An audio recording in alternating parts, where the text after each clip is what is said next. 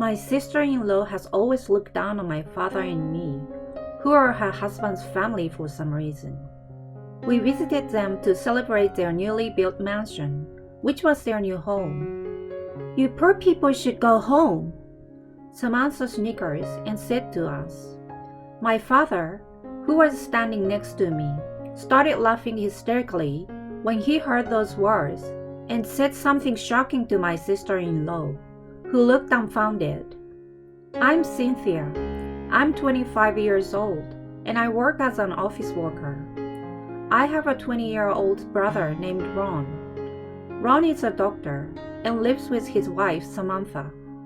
Ron has always been naive, and I wonder how he got to be a doctor.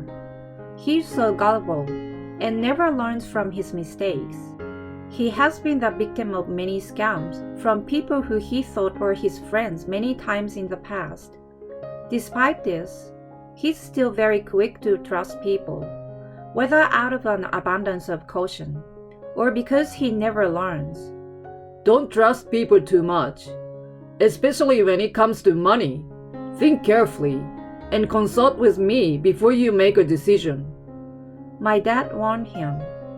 Just because our family has money doesn't mean that everyone around me is out to get it. I don't want to be that kind of money-hungry, poor-hearted person. Ron always dismissed my parents' advice, and for some reason, he detested them for saying such things to him. Our parents were wealthy and relatively well off, but my brother had grown accustomed to their wealth and had become a bit lax in his financial sense. My parents always told us, "Don't waste money. There may be times when you trust people and are fooled. It's okay to think of it as a learning experience at first, but afterwards, use that experience to avoid making the same mistakes over and over again. And don't try to profit by cheating others or think too much about yourself." This is actually what our parents taught us based on their own experiences and those of their acquaintances, but my brother said, "I'm not like you guys." He insisted and never listened to them.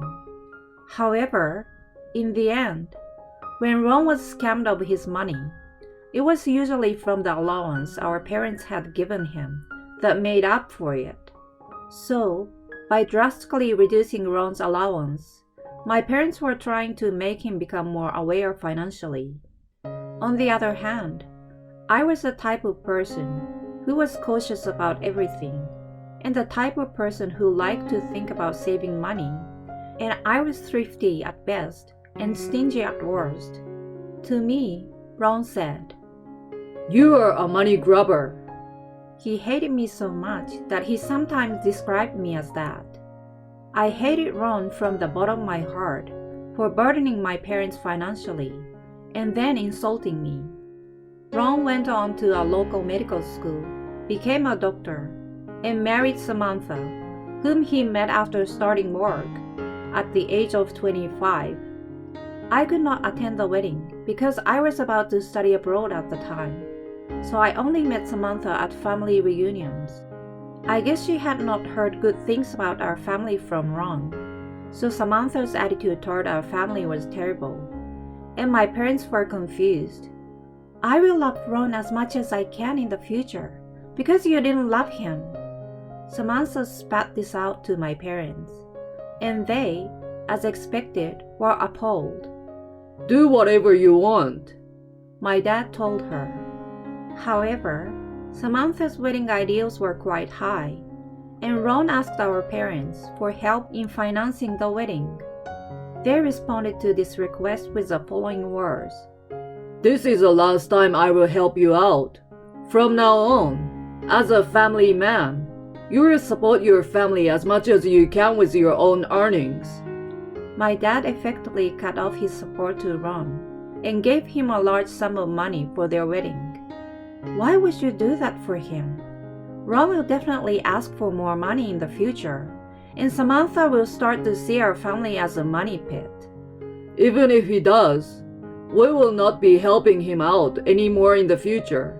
This is truly the last time." I disagreed with my parents about helping fund the wedding because of Ron's attitude.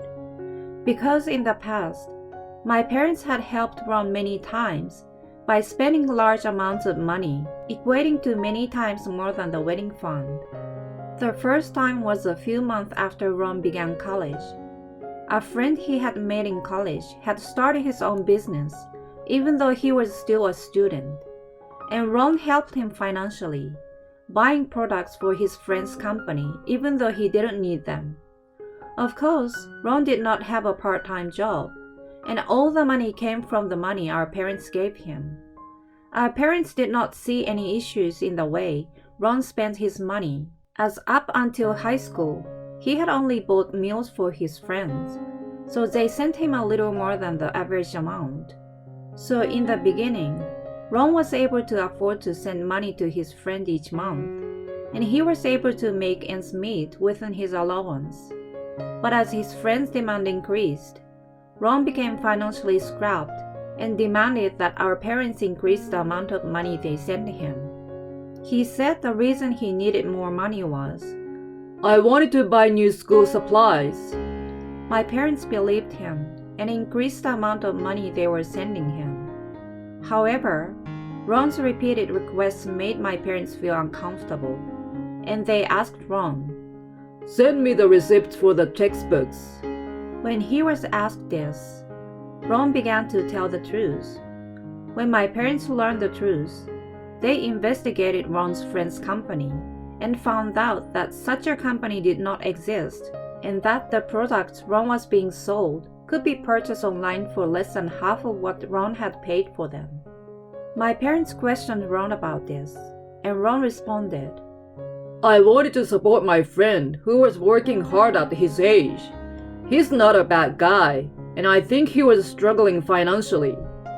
Ron defended his friend and did not do anything about the fact that he had been cheated out of his money. My parents did not expect the money to be returned, but they did send a notice to the address where Ron said his friend lived, demanding that he pay back the amount he had cheated Ron out of. It turned out that the friend had already moved and was not even a student at the university. Apparently, Ron had just met this person at a party. The parents were concerned about Ron's lack of caution. "From now on, I'm going to have to be more discerning in my dealings with others." He seemed sad and was reflecting on what he had done. Then my father said to him, "You learned a good lesson, didn't you? Now you know that not all people are good people, and you won't fall for the same kind of things." That's what my father thought. However, it seems that my parents were naive in their outlook, and Ron went through the same thing 3 more times. It was probably because people in the scamming industry had heard that Ron was gullible. The second time he was scammed was by a man of about the same age, who said he was attending medical school at a nearby university. His family was poor, and he had to work part-time to pay for his schooling. But he was at the end of the line, physically and mentally. The man said he would pay Ron back, and even wrote an IOU, so he trusted him. But in the end, he lost contact with him suddenly, and found out that he was given a false name. The money was paid out of the extra money my parents were sending to Ron, so it was not a big loss. Then, after being cheated by the third person using the same trick, he met the fourth person. At that time, it had been only a year and a half since Ron moved out of my parents' house. The fourth person was involved in a pyramid scheme business, and Ron, who had lost money many times, tried to make up for it with the business. As a result, the amount of money my parents were sending him was no longer enough, and he began to take money out of his tuition fees. When Ron's parents received a call from the university, they immediately contacted Ron to confirm the facts, and this was discovered. There was talk of expelling him from the school at that time, but my mother told my father, "I feel bad that we failed to educate him financially, and more importantly, I don't want him to waste all the effort he put into getting into medical school. After some effort to persuade my father, my parents agreed to cover the cost of Ron's tuition and to not send more money than necessary to him, so that he would not have to manage a large sum of money.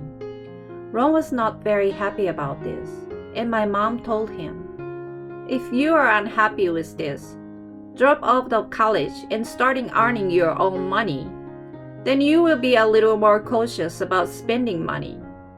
As a result, he chose to stay in college. Fortunately, my small investment turned out to be successful, and I was able to afford to take my parents on trips. And my father even offered to let me take over a part of his business in the future. Ron was not happy with the state of our family. I'm living a whole life with a small allowance, while Cynthia has a lot of money. You guys favor her over me. I heard that he was complaining to my parents like this. No matter how much they tried to explain the situation to Ron, he would say, I gave financial support to my friends as an investment. I made mistakes, but if I had had guidance like Cynthia did, I wouldn't have made the mistakes I did. And wouldn't listen to him. I saw my parents being upset with Ron, and I began to dislike him from that time on. After a few years of estrangement, Ron became a doctor and got married in the area where his university was located. And at this time, Ron told our family, I don't want you guys to rely on me just because I became a doctor. He made an incomprehensible excuse and joined Samantha's family. A few years after their marriage, Samantha's extravagant spending took its toll, and Ron and his wife were in financial trouble. Ron's salary was not that high, even though he had become a doctor, and Samantha spent a lot of money.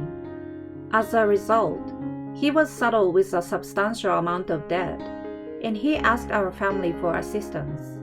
Since you left our family in the first place, our family has no responsibility to support you. Aren't you ashamed that you only ask for help when you're in financial trouble? My dad told Ron. However, it seems that Ron and his wife were having trouble finding a place to live, and my mother was worried. Right around that time, a friend of my father's got into a real estate business, and my father decided to buy a house to help him out. And to Ron, who was in need of a place to live, he said, I will rent this property to you until you become financially stable. And decided to rent the place out to Ron. I object to this, but I know it's not the right thing to do, but I didn't have any particular use for the property, so I'm lending it to him as a last act of mercy. My father said. The property was a newly built house that was about to be completed. And because it was in the countryside and the land was large, the final product was a large mansion. A short time later, the house was completed and Ron and his wife moved in. Ron had resigned from the hospital where he had originally worked, but there was a large general hospital in the new area, and he had decided to take a new job there. We visited Ron and his wife to celebrate the completion of their new house. However, at this time, Samantha said something shocking to us. Congratulations on the move. I hope you and your wife manage to work things out from here on out. Thanks, Dad. I will do my best to make our lives better from here. Then now that we've received your congratulations, and we don't stingy people around our new house, can all of you poor people please leave? Huh? Samantha suddenly called us poor, and my mother and I were stunned. But the next moment my father started laughing hysterically. I'm paying the mortgage on this place. I owe this property to begin with. Samantha, have you heard nothing from Ron? Huh? Now Samantha was stunned, and all eyes were on Ron. I told you that we are going to live in this house thanks to my dad's help. I thought you said you had help from your parents to buy the house. Apparently, Ron had explained to Samantha that our father had helped him rent the house at a discount, but Samantha thought he was helping him buy it. How could that random person afford a new house, let alone a mansion like this? My father was still laughing, and Samantha was furious about this. What on earth is so funny? The reason we got into debt in the first place was because you didn't provide any assistance to us when we were in financial trouble, right? We don't have an obligation to help. And it's ridiculous that you adults expect us to help you as a matter of course. Samantha was silent for a moment, as my father retorted with a fair argument. As parents, it's natural for you to support your children no matter how old they are, isn't it? She said. Ron is now part of your family, isn't he? Was there any support from your own parents? I asked Samantha this because I was genuinely wondering, but my father burst out laughing even more when he heard this. Samantha's face turned bright red, and her whole body started shaking. I don't think we can ever expect any help from Samantha's parents' family. They had asked us many times for money to help them financially, because their family was in trouble. I had not been informed of Samantha's family, and was again appalled by what my father had told me. My family's business isn't important right now. But you're the one who suggested that family should help out, right? After such a barren exchange, my father told Ron, I've already told you that you can rent out this house, so you can live here. But I'm going to ask you to repay the money we lent to Samantha's parents, and the money we gave you for the wedding, he declared. Wait a minute. How am I supposed to return money that I don't have? I can barely make a living as is. We're poor people, aren't we? Won't it be bad if you don't pay us back right away? Besides, as your father, I've been trying to help you get your life together as much as possible, and yet, I can't believe the abuse I'm getting. After my father said this, he, my mother, and I left the newly built mansion. After that, Samantha continued to spend extravagantly, and Ron became quite annoyed and asked for a divorce several times.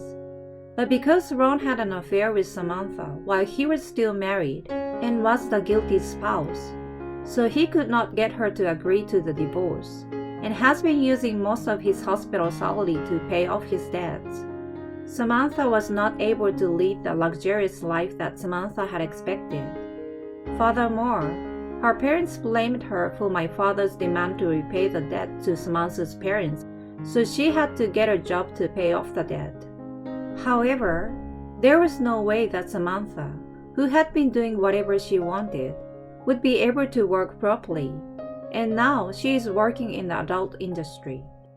As for me, I have been able to live a comfortable life financially since I inherited the business from my father. I got married a year ago, and my husband is the second son of a friend of my father's, who is also a young businessman. I heard that Ron and Samantha, though, they can inherit my family's money, and they also thought that Ron, as the oldest son, will take over the business. But my father laughed and said, How can I leave anything to my son who has left my family? After the incident, my mother would say, Why did my son marry a wife who called us poor after we had helped her so much, and he had given them so many chances to rebuild their lives? She was lamenting Ron's behavior, but now she is completely disgusted with Ron's affair, Samantha's family, and Samantha's new job, and talking about Ron in front of my mother is completely taboo. In fact, he's like a stranger to me even though he's my son. I don't want anything to do with him, even if he asks me for help again in terms of money. She even goes as far to say that my father is going to hire a lawyer to deal with this, so I was leaving it to him. But my husband and I are also taking measures to deal with the situation. We would like to live by supporting each other honestly, using my brother and his wife as a lesson of what kind of people not to become.